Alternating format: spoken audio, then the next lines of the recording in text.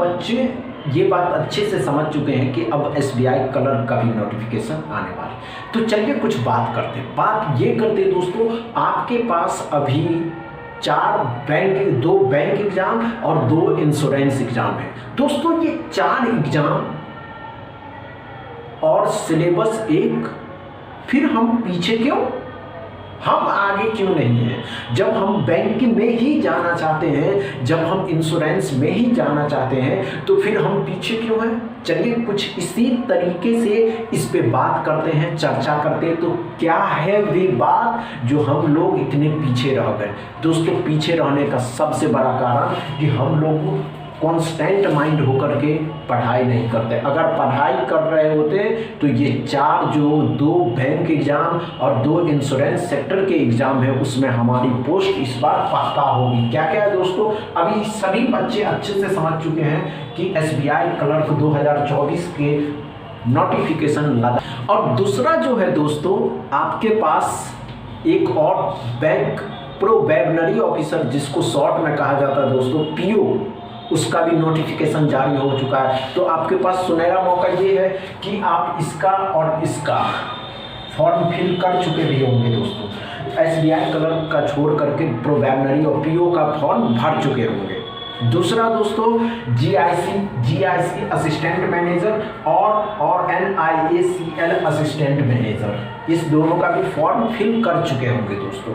अब बात करते हैं कि इसकी सिलेबस एक ही है। तो अच्छे से पहले कुछ एक कॉमन बात ये है दोस्तों कि ये जो कर्नाटका बैंक प्रोबेबनरी ऑफिसर है, इसमें एक ही एग्जाम है, बस एक एग्जाम है, डिस्क्रिप्टिव टेस्ट है, और उसके बाद आपको सीधा बैंक में पोस्टिंग हो जाएगी दोस्तों। उसके बाद आपकी ट्रेनिंग होगी और सैलरी में मिलना शुरू हो जाएगा दोस्तों। अब बात कुछ अलग करते हैं। एक एग्जाम हो गया, हर एक चीज हो गई।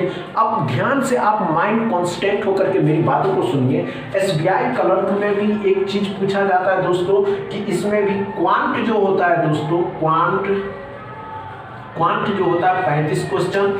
इसमें क्या होता है दोस्तों, रीजनिंग जो होता है दोस्तों, रीजनिंग जो होता है दोस्तों 35 क्वेश्चन, और इंग्लिश जो होता है दोस्तों, इंग्लिश जो होता है दोस्तों 30 क्वेश्चन। आपके पास बस आपको डिसाइड करना है, बस आप अपने शांत माइंड से अकेला बैठ करके एक चीज सोचना है आपको कि आपको क्या करना है, आप किसमें जाना चाहते हैं, बैंक में या इंश्योरेंस सेक्टर में। तो चलिए कुछ बातें और करते हैं। कर्नाटका बैंक में भी यही पूछ रहा है दोस्तों, कर्नाटका बैंक में यही तीनों पूछ रहा है। बस इसमें एक चीज बन गया दोस्तों, उसका नाम है GA जनरल अवेयरनेस, और कंप्यूटर एप्टीट्यूड भी पूछ रहे हैं दोस्तों।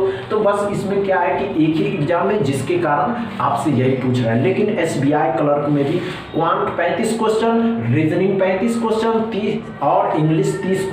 दूसरा दोस्तों GIC में भी यही पूछ रहा है, NIACL में भी यही पूछ रहा है। तो आप इतने पीछे क्यों हैं? तैयारी सही से क्यों नहीं करना है? आपकी कॉमन सेंस एक जगह क्यों नहीं लगाते? हम बस आपसे यही पूछना चाहते हैं। जब आपको जॉब लेनी है तो भटकना नहीं है दोस्तों। भटक करके क्या करिएगा, सैलरी मिलने लगेगी, आपका पावर, उसके बाद भटकना तो भटक सकते हैं। लेकिन जब आपको रुपये की हवा लग जाता है, जब लोगों को रुपये का महक लग जाता है, जब लोगों को रुपये का सनक चढ़ जाता है, समझ रहे हैं दोस्तों, जब लोगों को रुपये का सुगंध आने लगता है तो वे भटकता नहीं है दोस्तों, वे अच्छा खासा सुधर जाता है। बस इतना ही दोस्तों, कुछ बातें दूसरी क्लास में होगी। अगर थोड़ा सा भी वीडियो अच्छा लगा होगा दोस्तों तो वीडियो को दबा के शेयर करिएगा, लाइक करिएगा, चैनल को सब्सक्राइब कर लीजिएगा दोस्तों। थैंक यू दोस्तों, चैनल सब्सक्राइब कर लीजिएगा। Thank you.